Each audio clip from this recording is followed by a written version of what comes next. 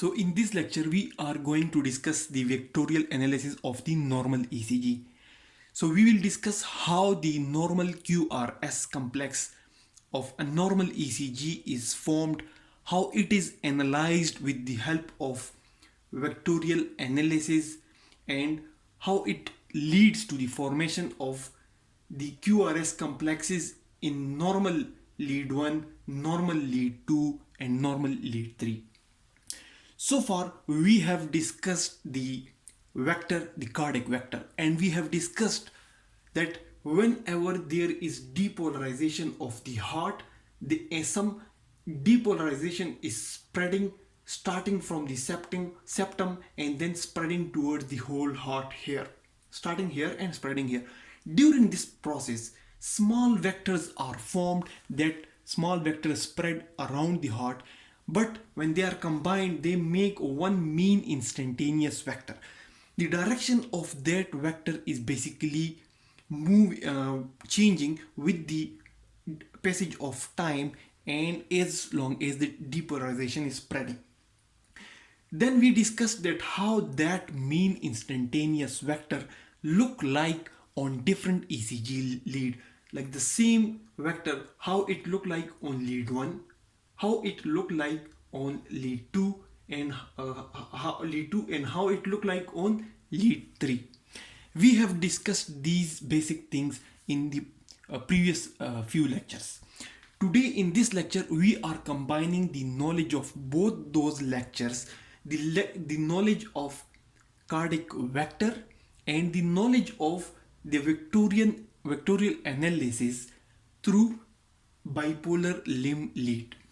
So to start, here we have the three cardiac axes. We have three bipolar limb lead, the lead 1, the lead 2 and the lead 3. These three leads basically make the Einthoven's triangle which we have drawn here. And we discussed that basically lead 1 is formed by connecting two electrodes, one on the right hand and the other on the left hand. The hand is negative, the left is positive, and positive deflection comes when the depolarization or the positive ions are moving towards the positive charge or negative ions are moving towards the negative charge. Similarly, the lead 2 was basically made by connecting the right arm with the left foot, and it is looking towards the heart from this side. So here is the lead 2, the same lead 2 which make one component of the Einthoven's triangle. And here we have the lead 3 which was formed by connecting right arm with the left foot. So the same lead has been taken here and it has been drawn here, and we discussed that basically this thing is representing a measuring scale to measure the axis and the voltage of cardiac vector. Now, as soon as the depolarization of the heart starts, the initial component of the heart to get depolarized is the left side of the septum. Septum basically separates the two cavities of the heart. So initially 0.01 second after the depolarization, a vector is formed, and that vector, if presented on different leads, will make one shadow on lead 2, one shadow on lead 1 and one shadow on lead 3. To get these shadows, we will have to throw some perpendicular lines. This is the vector, and which has been presented here. We get the shadows of this vector on different leads by throwing perpendicular lines, and it basically shows that how this same vector look like on different leads. And if ECG machine has been started and it has started taking the reading, this at this 0.01 second time after depolarization, the lead 1 will look like this, the lead 2 will look like this, and lead 3 will look like this.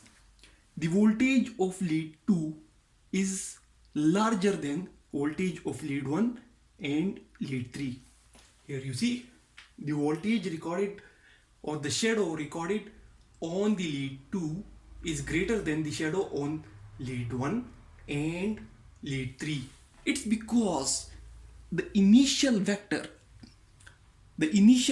or the normal cardiac vector, it is more in the direction of lead 2. So it has maximum presentation on lead 2. Now 0.02 seconds after depolarization, the endocardium of the heart has also been depolarized. So the depolarization has basically spread to the other cavities, but the apex is still not depolarized. So as the depolarization has spread, the axis, the cardiac vector, it has also increased in size. So if we see on the ECG strip paper, at this 0.02 second interval, the ECG lead 1 will be showing some reading like this, lead 2 will be showing reading like this, and lead 3 will be showing a reading like this. Now after 0.03 seconds, these vectors, it starts decreasing in size. It starts decreasing in size because the depolarization has spread more and it has now started going towards the basis of the heart. Initially the vector was coming towards the apex. Now the apex, here the apex was not depolarized, here the apex has been depolarized, and now the depolarization has just started to move towards the base and the direction of the vector has slightly changed. Here the vector was slightly towards the right side. Here the vector has moved slightly towards the left side because the myocardium on left side is slightly more than the myocardium or the cardiac muscle on the right side. So the mean vector here has slightly moved toward the right side at 0.03 second interval. So at this very moment, if we draw the shadows of this vector on different bipolar lead, we will get one shadow again on the lead 2, one on lead 1 and one on lead 3. But this time the shadow on lead 1 and lead 2 has decreased.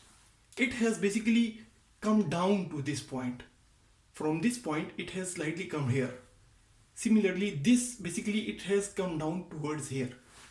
As the ECG paper is moving, so the pen recorder, it basically is recording the ECG like this. If it was not for a pen recorder and if the ECG paper was not moving, then we would have seen that this recording would not come like in this shape. It would have simply come back to this shape. So the vector size is decreasing, so the presentation on the ECG has also changed its shape. Now after some time, the whole of the myocardium has been depolarized. The whole of the myocardium has been depolarized. Just a little of the epicardium is not depolarized, and the direction of the normal cardiac vector has now shifted towards the basis, because initially the septum get depolarized, then the endocardium get depolarized, then the vector starts moving towards the left side, and after that the depolarization has come out and the whole of epicardium has also been depolarized, and the positivity has been changed with negativity. Apart from small portion of the epicardium, the whole of heart has been depolarized and the vectors have changed its shape. So if at this very instant we draw the normal cardiac vector, it will come like, its shape will come like this. And if we want to draw its shadows on different lead, it will again make different types of shadows on different bipolar lead. And the voltage of these vector will have decreased and the direction will have reversed, because the vector direction has reversed. Initially it was coming downward and its voltage was increasing, but as the most of the heart has been depolarized and its direction has shifted towards the bases, therefore the voltage of the cardiac vector has also decreased and its direction has also shifted towards the opposite side. So at this 0.05 second after depolarization, if a strip of ECG is recorded, it will show recording like this. Lead 2 and lead 3 will have negative deflection because the vector shadow formed on lead 2 and lead 3 has changed its shape, direction towards the negative side.